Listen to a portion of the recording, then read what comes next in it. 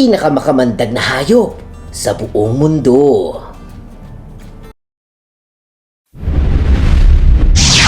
Pinoy's World TV.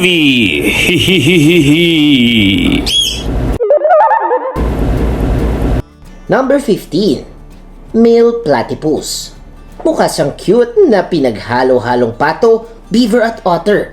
Pero ang male platypus ay isa sa kakaunting mammal sa mundo na may venom. Sa likod ng paa nito, may matulis na spur na konektado sa venom gland. Hindi ito karaniwang nakakamatay sa tao pero ang sakit daw ng tusok nito sobra-sobra at maaaring tumagal ng ilang araw o maging ilang linggo. Mas matindi pa ang venom ng platypus may aktibo, lalo na tuwing breeding season. Kaya ginagamit ito ng mga lalaki sa pakikipag-away sa kapwa lalaki. Kahit mukhang mascot ng wildlife, huwag basta-bastang hahawakan ito. Sa mundo ng makakamandag na hayop, ang platypus ang patunay na hindi na lahat ng mammal okay pa rin. Sila ay pwede pa rin maging hidden weapon. Number 14. Lionfish. Ito'y parang underwater decoration. Makulay, elegante at parang lumulutang na palamuti sa coral reef. Pero ang magagandang palikpik nito ay may venomous spines. Kapag natinik ka ng lionfish ay pwedeng makaranas ng matinding sakit, pamamaga, pagsusuka, pagkahilo at hirap sa paghinga. Hindi ito kasing deadly ng stonefish pero delikado pa rin lalo na kapag maraming tusok o mahina ang katawan ng biktima. Isa pang dahilan kung bakit sikat ang lionfish invasive species ito sa ilang bahagi ng mundo. Ibig sabihin, hindi lang siya makamandag. Kaya rin itong sirain ang balance ng marine ecosystem dahil mabilis dumami at malakas kumain ng maliliit na isda. Number 13. Gila Monster. Ito'y isa sa iilang venomous lizard sa buong mundo. Makikita ito sa desert area ng southwestern US at Mexico. Hindi ito mabilis tumakbo. Hindi rin ito laging agresibo pero kapag kumagat, ibang usapan na. Ang kagat nito parang nakalock. Kumakapit ito habang dumadaloy ang venom mula sa glands sa panga papunta sa sugat. Ang epekto sa tao ay matinding sakit, pamamaga, panghihina at pagbaba ng blood pressure. Pero ang interesting fact dito, ang venom ng Gila Monster ay hindi lang nakakatakot. Pinag-aralan din ito ng scientists at may compounds dito na nagiging inspirasyon sa gamot para sa diabetes. Minsan talaga, ang laso ng kalikasan pwede maging lunas kapag ginamit ng tama. Number 12. Deathstalker Scorpion. Sa pangalan pa lang, alam mo nang hindi ito pang display. Ang Deathstalker Scorpion matatagpuan sa North Africa at Middle East. Maliit ito kumpara sa ibang hayop sa listahan pero ang venom nito ay malakas sa neurotoxin. Ang tusok nito ay pwede magdulot ng matinding sakit, lagnat, mataas na blood pressure, hirap sa paghinga at may sensitibong epekto sa biktima gaya ng bata, matanda o may sakit sa puso. Maaari itong maging nakakamatay. Pero ang twist, ang venom ng Deathstalker ay pinag-aaralan din sa medical research. May mga compounds dito na posibleng makatulong sa pag-target ng cancer cells. Kaya sa isang banda, isa itong delikadong nilalang. Sa kabilang banda, isa rin itong paalala na ang kalikasan ay puno ng chemical secrets. Number 11. Brazilian Wandering Spider. Kung may spider na ayaw mong matagpuan sa loob ng sapatos o sagingan, ito na yon. Ang Brazilian Wandering Spider ay kilala sa matapang nitong ugali at potent venom. Hindi ito tulad ng ibang gagamba na lagi naghihintay sa web. Ito ay gumagala sa gabi para manghuli. Ang venom nito ay umaatake sa nervous system. Pwede itong magdulot ng matinding sakit, pagpapawis, mabilis na tibok ng puso, mataas na blood pressure at severe cases, problema sa paghinga. Pero hindi ibig sabihin na bawat kagat fatal agad ha. Minsan, dry bite lang o kaunting venom lang ang nabibigay nito. Pero dahil unpredictable ito, seryosong emergency pa rin ang kagat nito. Maliit ang katawan pero ang reputasyon ay pang world record. Number 10. Sydney Funnel Web Spider. Ito'y galing sa Australia at isa sa pinaka-feared na gagamba sa mundo. Ang male Sydney Funnel Web ang mas delikado dahil mas potent ang venom nito sa tao. Ang venom nito ay may toxins na mabilis makaapekto sa nervous system. Pwede magkaroon ng panginginig, hirap sa paghinga, pagsusuka, labis na pagpapawis at mabilis na paglala ng sintomas. Noon, bago magkaroon ng anti-venom, may naitalang pagkamatay dahil sa kagat nito. Ang nakakatakot pa, matitibay ang pangil nito at kaya nitong tumusok ng malalim. Pero dahil may anti-venom na, mas mataas ang chance ng survival basta mabilis ang medical treatment. Sa Australia, kahit maliit ang hayop, seryoso ang protocol kapag funnel web ang usapan. And at number 9, King Cobra. Ang pinakamahabang venomous snake sa mundo. Umaabot ito ng mahigit 5 meters sa rare cases at kaya nitong itaas ang malaking parte ng katawan habang naka-hood display. Pero hindi siya number 1 dahil siya ang pinaka-potent na venom. Ang tunay na panganib ng King Cobra ay dami ng venom na kaya nitong i-deliver sa isang kagat. Ang venom nito ay neurotoxic, ibig sabihin, tina-target ang nerves at pwede magdulot ng respiratory failure.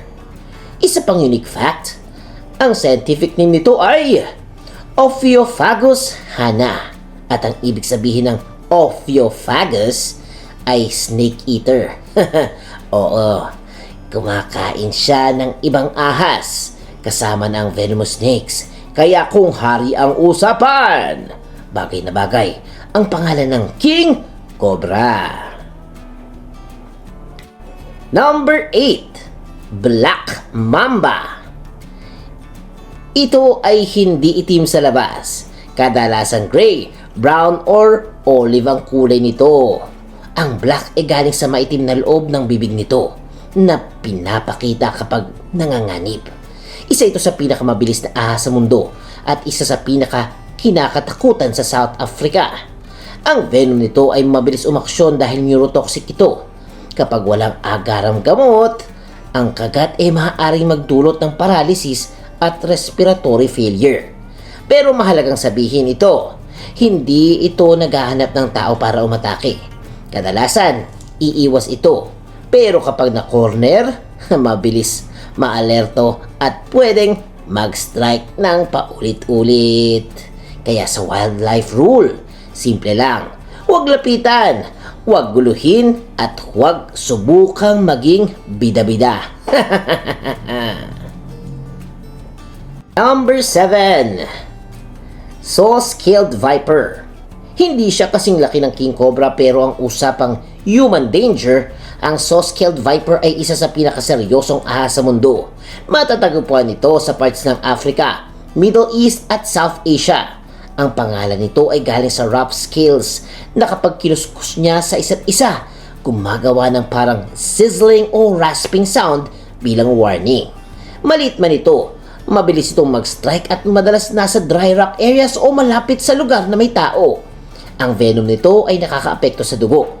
Pwede itong magdulot ng abnormal breathing, clotting problems, tissue damage at shock.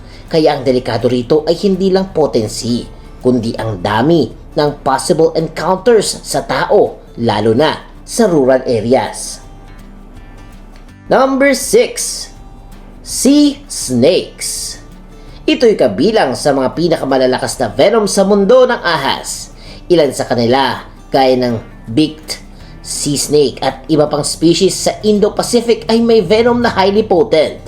Karaniwang hindi sila agresibo sa tao pero nagiging delikado sila kapag naipit sa lambat ng mangingisda o aksidenteng nahawakan. Ang venom nila ay maaaring magdulot ng muscle breakdown, paralysis at respiratory problems. Maaring sa sea snakes ang adapted sa dagat. May paddle-like tail sila para lumangoy at kaya nilang manatili ng matagal sa ilalim ng tubig, kaya kung sa lupa may cobra at viper.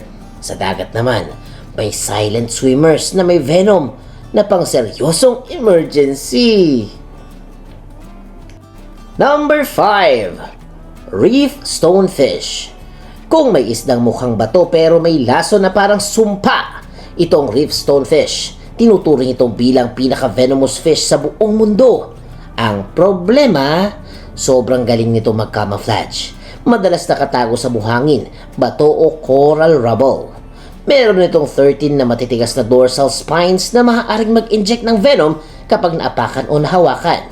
Ang sting nito ay nagdudulot ng matinding sakit, pamamaga, tissue damage, shock at severe cases, death mismo. Kaya sa mga tropical waters, lalo na sa reef areas, mahalaga ang reef shoes at pag-iingat kung saan tatapak. Ang stonefish ay hindi hahabol sa iyo, pero kapag ikaw ang tumapak sa kanya, hay, doon magsisimula ang bangungot. Number 4. Golden poison frog. Technically, poisonous ito, hindi venomous. Pero hindi niya ini-inject ang lason. Pero kung makamandag ang usapan, hindi pwedeng mawala ang golden poison frog, ha? Ang maliit na palakang ito mula sa Colombia ay isa sa pinaka-toxic na hayop sa Earth. Ang balat nito ay may batrachotoxin, isang napakalakas na toxin na umaatake sa nerve signals at heart function. Sobrang potent nito na ang isang maliit na golden poison frog ay sinasabing may sapat na toxin para makapatay ng maraming maliliit na hayop. At historically, ginagamit ng ilang indigenous groups ang toxin nito sa hunting darts. Pero, etong interesting ha, kapag pinalaki sa captivity at iba pang diet, kadalasang nawawala o humihina ang toxicity nila. Ibig sabihin, nakukuha nila ang lason mula sa kinakain nilang insects sa wild. Maliit, makulay, at parang laruan. Pero sa pinaka-dangerous na do not touch world, ay talaga namang ito ay nangunguna. Number 3. Geography Cone Snail. Mukha lang itong magandang shell sa pwede pulutin sa dagat, pero ang Geography Cone Snail ay isa sa pinaka-deadly na marine animals. Ang venom nito ay complex mixture ng maraming toxins na tinatawag na conotoxins. Ginagamit itong parang harpoon ng ngipin para tusukin ng prey. Kapag tumama, mabilis nitong napaparalisa ang isda. Sa tao, ang sting ay maaaring magdulot ng pagmamanhid, paralysis, hirap sa paghinga at walang specific anti-venom para dito. Kaya may simpleng rule sa dagat. Kung cone-shaped at maganda ang shell, huwag mo nang pulutin. Minsan, ang pinakamagandang bagay sa ilalim ng dagat ang siyang delikadong hawakan. So, ingat ha! Number 2. Inland taipan. Pagdating sa snake venom toxicity, madalas na nasa top ang inland taipan ng Australia. Kilala rin ito bilang fierce snake, pero interestingly, hindi ito madalas maka-encounter ng tao dahil nakatira ito sa remote at semi-arid areas. Ang venom nito ay mixture ng neurotoxins, myotoxins at blood-affecting toxins. Sa simpleng salita, kaya nitong atakihin ang nerves, muscles at blood system. Ang prey nito, kadalasan rodents. Mabilis na napaparalisa. Pero hindi porket pinaka-toxic ang venom, siya na agad ang pinaka-dangerous sa tao ha. Dahil mahiyain ito at bihira makita, mas kaunti ang human incidents kumpara sa ibang ahas. Kaya ang inland taipan ay parang ultimate example ng extremely venomous but not always the most dangerous. Number 1. Box jellyfish. Ito'y isa sa pinaka nakakatakot na nilalang sa dagat. Ito'y tinatawag ding Australian box jellyfish or sea wasp. Ang tentacles nito ay may 5,000 nematocysts, parang microscopic venom darts. Kapag dumikit sa balat, pwedeng maglabas ng venom na nagdudulot ng matinding sakit, paralysis, cardiac arrest at severe cases, death within minutes ha. Ang mas nakakatakot pa, minsan halos transparent ito sa tubig. Hindi ito mukhang halimaw. Wala itong pangil. Walang kuko o malakas na katawan pero may venom delivery system ito na sobrang efficient. Hindi lahat ng box jellyfish species ay lethal sa tao. Pero ang ilang species ay kabilang sa pinaka-dangerous marine animal sa planeta. Kaya sa mga lugar na may warning signs, jellyfish season o protected swimming nets, dapat seryosohin ang paalala. Sa dagat, minsan hindi mo nakikita ang pinakadelikado. At yan ang pinakamakamandag na hayop sa buong mundo. Guys, ano? Natakot ba kayo? O nakagat na ba kayo ng isa sa listahan? I-comment nyo naman kung may nakakagat na sa inyo ng nasa listahan natin. Or kung may alam kayo na mas poisonous or venomous sa mga listahan natin, i-comment nyo na below at para maisama natin sa susunod na vlog.